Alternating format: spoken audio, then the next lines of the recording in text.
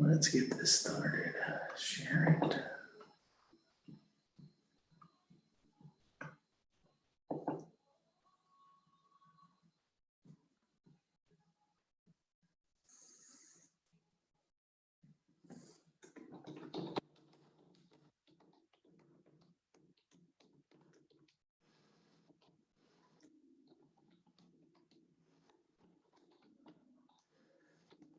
Started. Share it.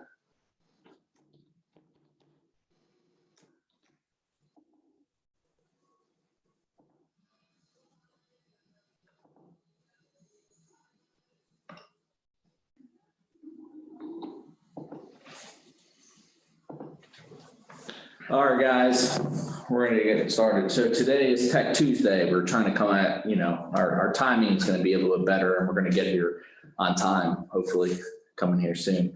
But we're getting better and better with it. We're learning more and more with this whole YouTube and Facebook live streaming. We usually set it up, and then we don't go to the other side of it. So we're good at setting everything up and making it look clean. And configuring everything right, but we're just now learning the software side of things. So anyhow, so today, Tech Tuesday, this was my pick, but funny enough, I was talking to Chris about it, and he's actually a Roku fanatic, so he knows a lot about this. I more enjoy it because it's one of the easiest streaming platforms to configure with automation systems, so it works hand in hand.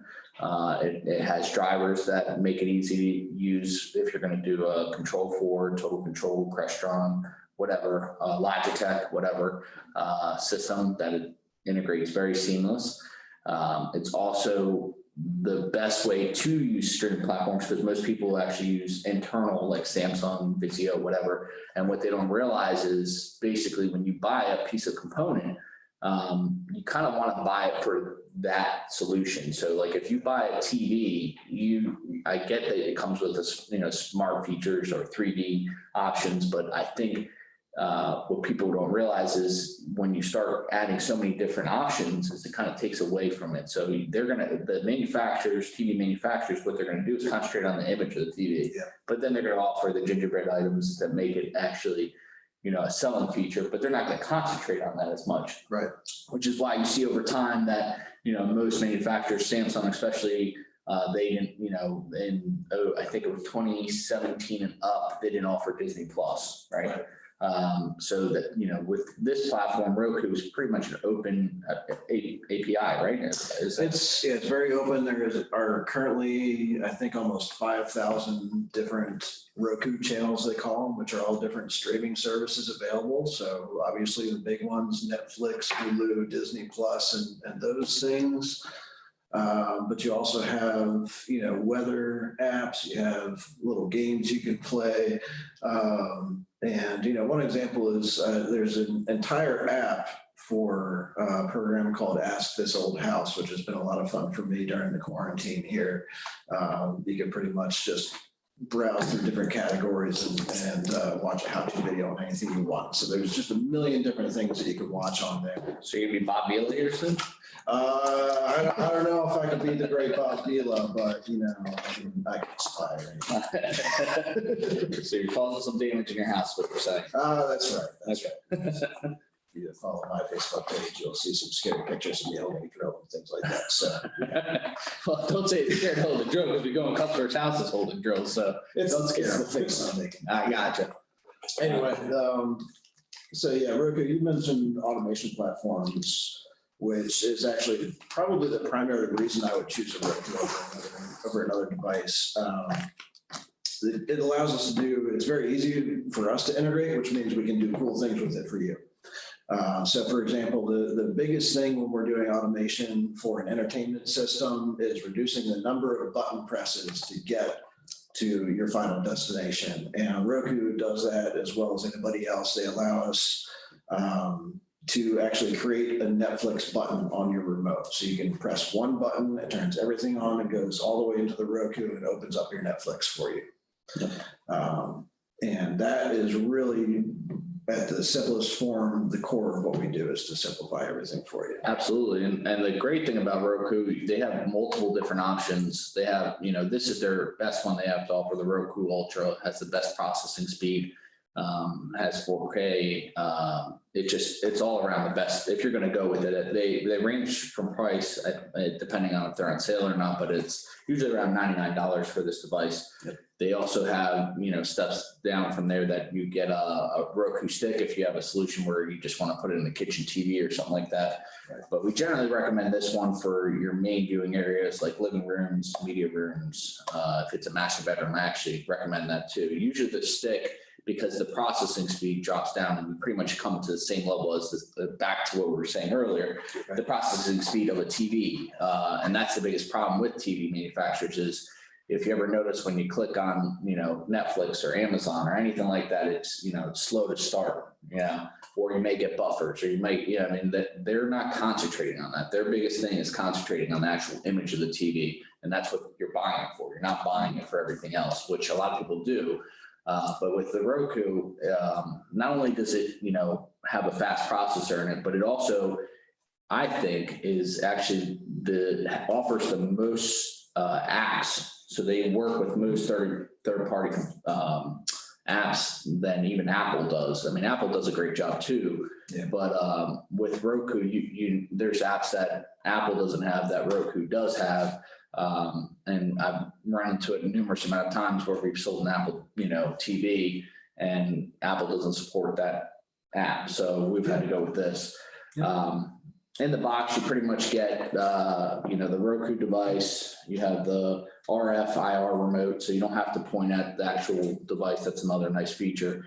If you're looking for just a simple, out of the box solution and you don't have to hook up to, a universal remote or automation system. Yeah. Other cool feature that they actually offer on the Roku is comes with a little JBL headphones and you can plug them into the side of the remote and it'll actually play the feed that it's wirelessly through the Roku and the remote. You can actually listen to it in like a silent mode if you're in a bedroom or something like that. That's another cool feature to add.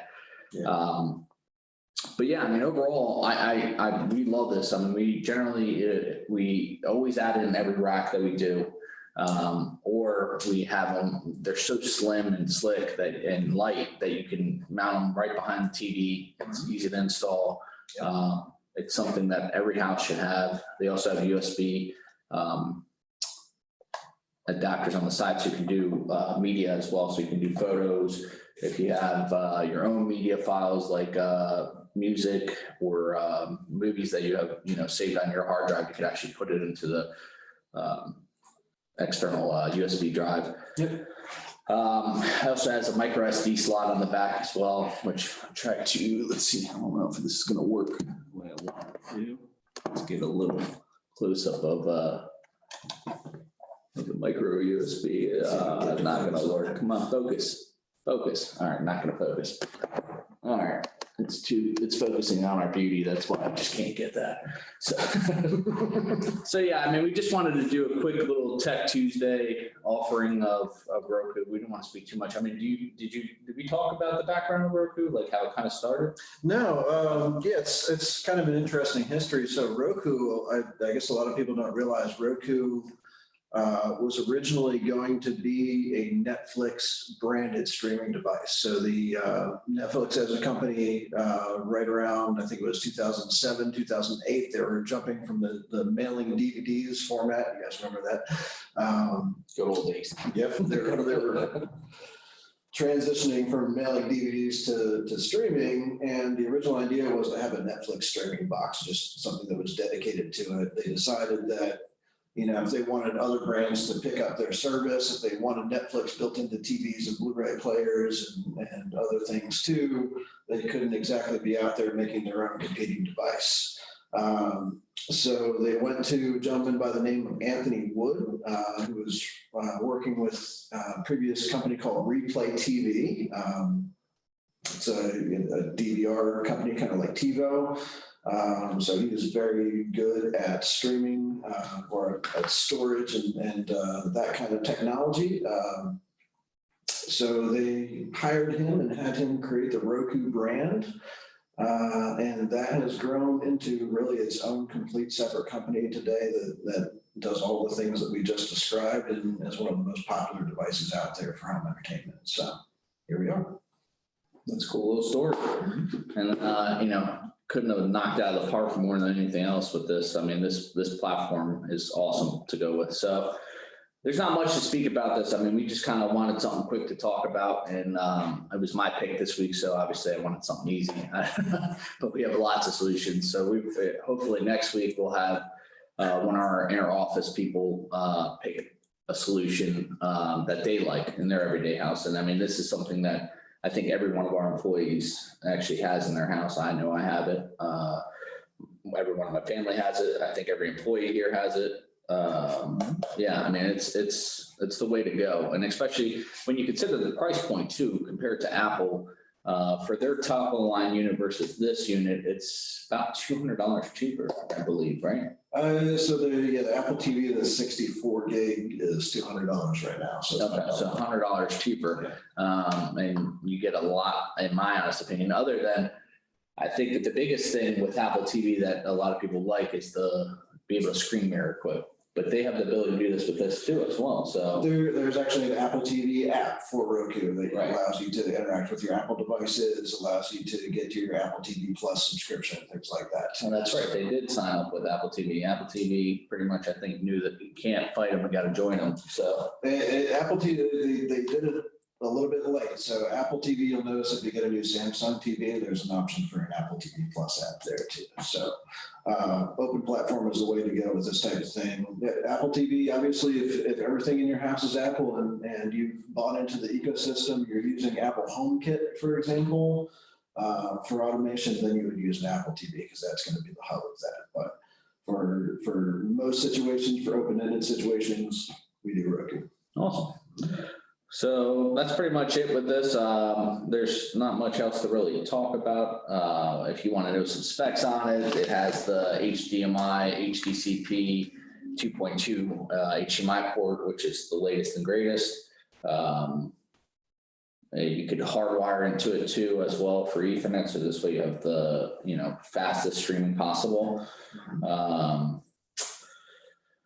That's about it. I mean, other than that, just upcoming things, for us as a company, so we are going to start offering, and we'll have ability to reach out to myself or any of our technicians on staff that we're going to have a virtual in-home consultation. So they'll be able to set up an appointment, and then we'll give them a number to FaceTime, or if they want to Skype or Zoom, whatever they want to do, we're going to have those abilities for you, and you'll be able to walk through the house, talk to our technicians or myself, whoever is on call at that point, and we'll walk through and we'll try to see as much as we can. And if it gets to the point where we see something, hey, we have to come out and take a look, we'll let you know. But generally, we're pretty good at this, that we can see everything we need to, or ask you to, hey, point it this way or that way. But it makes it nice so people, that are worried, having us come out to the house, that we're able to do it off-site and set up everything virtually, and then set up everything off-site. And then at that point, we can actually get it planned for when we get out of this whole nonsense. Yep.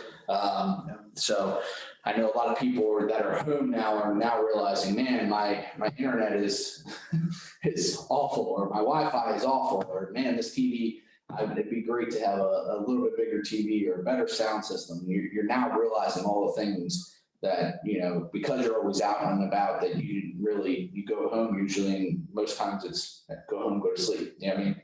Or if on the weekends you're spending time with the family. Well, this gives you the ability to, when you're at home now, to see what you're missing out on. So just write the stuff down and set up the virtual meeting. Sorry, I got distracted. I had somebody messaging me. But yeah, thanks for coming today. Thanks for giving us the time. If you did watch it, great. If there's any questions or concerns, again, please let us know. Click the subscribe, and I don't know, is there a bell for us yet? Am I supposed to go like this? Yeah, I mean, we got to start doing that. Right. Soon we'll have like flashes of, maybe a link that comes up there, or we're gonna, I was talking to Chris about it, we're gonna get a little fancy here, and we're gonna have swipes and star swipes and Zoom buys or something, The more you know. yeah, that'd actually be great too. So, yeah, we're gonna get more tech savvy with this. Like I said, when it comes to everything in the home and commercial environments of, integrating, make everything work, we're the go-to for it. But this whole Zoom actual, setting, software side of it, the end user side of it, actually using it is actually, you're learning more things of what this thing has to offer. So, other than that, again, comment, subscribe. Thanks for visiting us today, and look forward to seeing you on hopefully Thursday with our new vendor. And other than that, we'll see you next Tuesday, and have a great week and stay safe and healthy. Thanks, guys. Appreciate it. Thanks.